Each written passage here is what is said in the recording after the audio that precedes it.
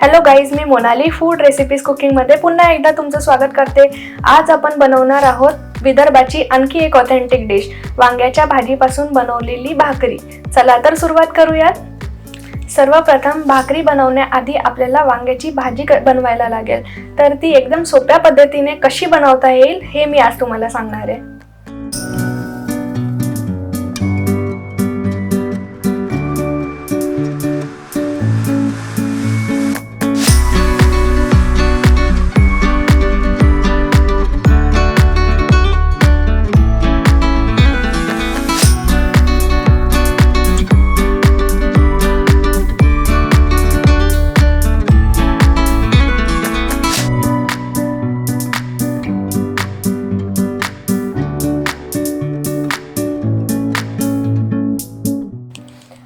वांग्याची भाजी करताना तुम्ही कुठलीही वांगी वापरू शकतात, पण आज मी जी वांगी वापरली आहे ती आपण साधारण मसाल्याच्या वांग्याच्या भाजीसाठी वापरतो। आणि ती चिरून घेतल्यानंतर मी ती पाण्यात टाकली आहे, कारण की वांग्याचा हवेशी संपर्क आल्यानंतर ती थोडी लाल पडतात। ती लाल नको पडायला म्हणून मी ती पाण्यात घातली आहे। आपण आता फोडणीची तयारी करून घेऊयात। त्यासाठी मी सर्वात आधी लसूण, जिरे आणि आल्याची पेस्ट बनवणार आहे।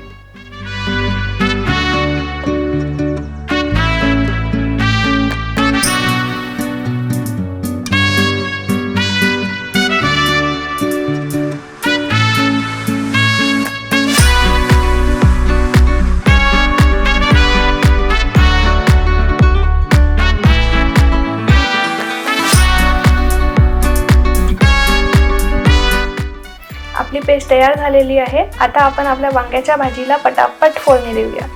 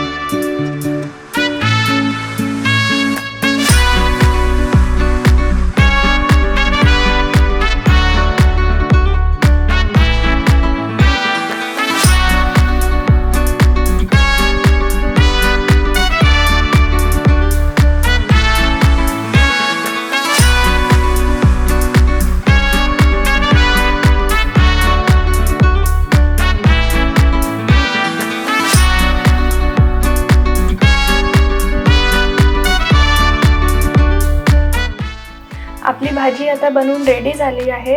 ही भाजी नुसती तुम्ही चपाती किंवा भाकरीसोबत खाऊ शकता आणि जर ती एक्स्ट्रा उरली असेल तर त्याच भाजीमध्ये आपण भाकरीचं पीठ टाकून वांग्याच्या भाजीची भाकरी कशी बनवतात ते आपण बघूयात।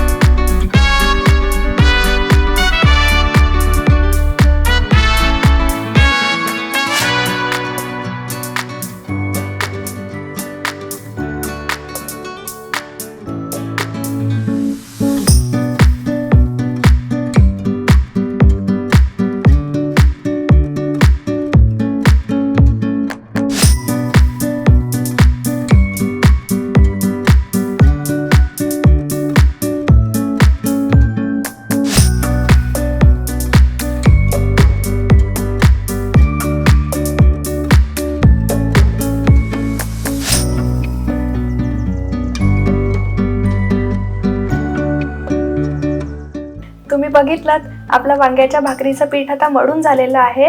आपण आता 5 मिनिटांसाठी ते साईडला ठेवून मुरू देऊयात आणि जोपर्यंत आपलं पीठ मुरतंय तोपर्यंत आपण त्यासोबत खायला हिरव्या मिरचीचा ठेचा बनवूयात।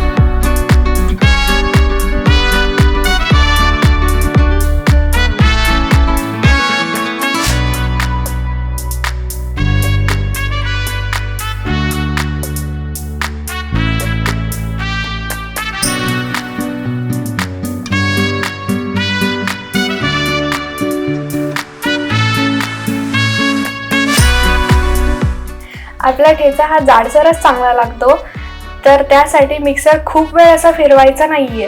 कधीही लक्षात ठेवायचं आहे, जेव्हा आपली मिरची गरम असते तेव्हा मिक्सर किंचित फिरवायला लागतं। आपलं वांग्याच्या भाजीचं मळलेलं पीठ छान आता मुरलेलं आहे आणि आपण आता त्याच्या भाकरी करायला घेऊयात। भाकरी जनरली सगळे थापून करतात, पण मला भाकरी थापून येत नाही, म्हणून आपण ती लाटून कशी करतात ते आज बघूयात।